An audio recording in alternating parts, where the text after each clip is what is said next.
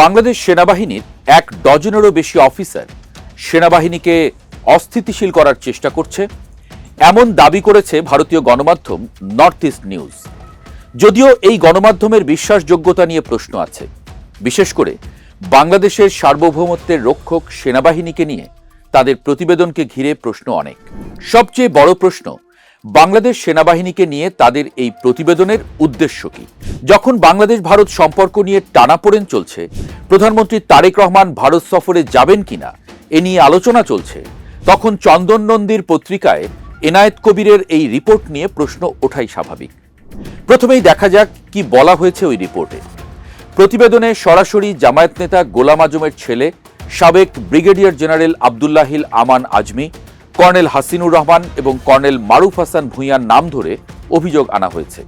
বলা হয়েছে ১ ডজনেরও বেশি বরখাস্ত ও অবসরপ্রাপ্ত কর্মকর্তার একটা গোপন চক্র বা ক্যাবল পুরো সেনাবাহিনীকে নিয়ন্ত্রণ করার চেষ্টা করছে। দাবি করা হয়েছে ২০২৪ সালের রাজনৈতিক পরিবর্তনের বহু আগে থেকেই এই সাবেক কর্মকর্তারা সেনাবাহিনীর বর্তমান বড় বড় অফিসারদের বিভিন্ন পরামর্শ দিয়ে আসছিলেন। শুধু তাই নয়, এতে আরও বড় একটা আন্তর্জাতিক ভূরাজনৈতিক চালের কথাও বলা হয়েছে। নর্থ ইস্ট নিউজ বলছে, পাকিস্তান, সৌদি আরব এবং তুরস্কের মধ্যে সম্প্রতি যে মক্কা ডিফেন্স প্যাক্ট বা মক্কা প্রতিরক্ষা চুক্তি সই হয়েছে, বাংলাদেশ সেই সামরিক জোটে যোগ দেবার চেষ্টা করছে।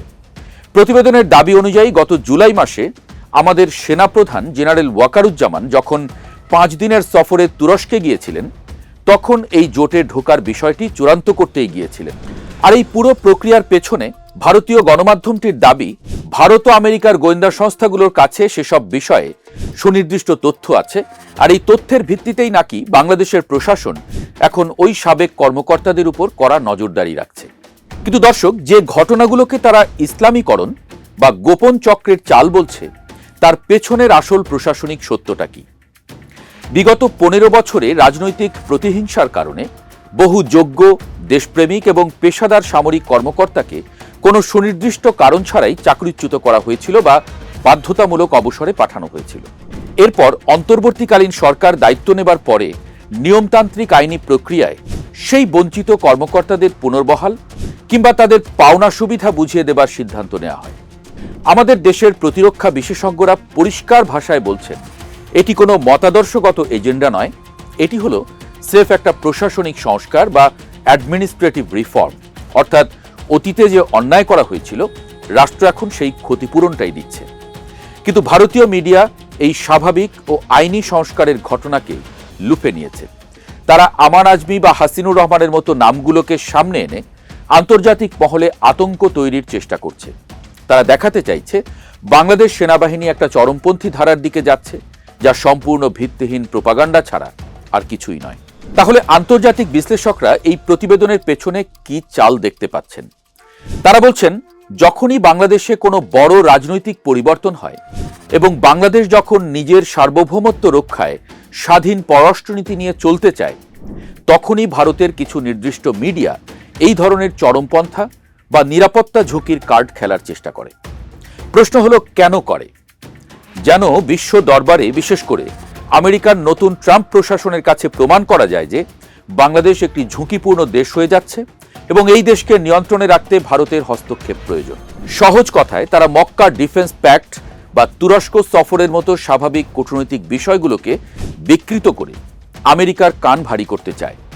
অথচ আমাদের সেনাবাহিনী জাতিসংঘ শান্তিরক্ষা মিশনে 1 নম্বর দেশ।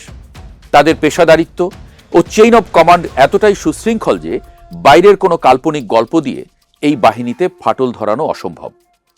তাহলে এই প্রোপাগান্ডার সমাধান কি এবং সামনে কি বা হতে যাচ্ছে? বিশ্লেষকদের মতে, এই ধরনের আন্তর্জাতিক অপপ্রচার রুখতে হলে বাংলাদেশকে কৌশলগত যোগাযোগ বা স্ট্র্যাটেজিক কমিউনিকেশনে হতে হবে আরও শক্তিশালী, আরও দক্ষ। আমাদের আইএসপিআর এবং পররাষ্ট্র মন্ত্রণালয় থেকে যদি এই ধরনের প্রতিবেদনের বিপরীতে আসল আইনি তথ্য ও প্রশাসনিক সংস্কারের ডেটাগুলো বিশ্ব মিডিয়ার কাছে আরও দ্রুত তুলে ধরা যায়, তবেই এই কাল্পনিক গল্পগুলো এমনিতেই মুখ থুবড়ে পড়বে। একটা স্বাধীন দেশের সেনাবাহিনীর সবচেয়ে বড় শক্তি কিন্তু কোনো অস্ত্র বা বুলেট নয়, সেটা হলো দেশের সাধারণ মানুষের আস্থা এবং ভালোবাসা। বাইরের কোনো পোর্টাল কি গল্প বানালো তাতে আমাদের কিচ্ছু যায় আসে না, যতক্ষণ আমরা সত্যটা জানি। এবং নিজেদের বাহিনীর উপরে আমাদের পূর্ণ বিশ্বাসটা রাখি। আজ এ পর্যন্তই। ভারতীয় মিডিয়ার এই দাবিকে আপনি কিভাবে দেখছেন কমেন্টে আপনার মতামত জানান। সবাই সচেতন থাকুন, দেশের পাশে থাকুন।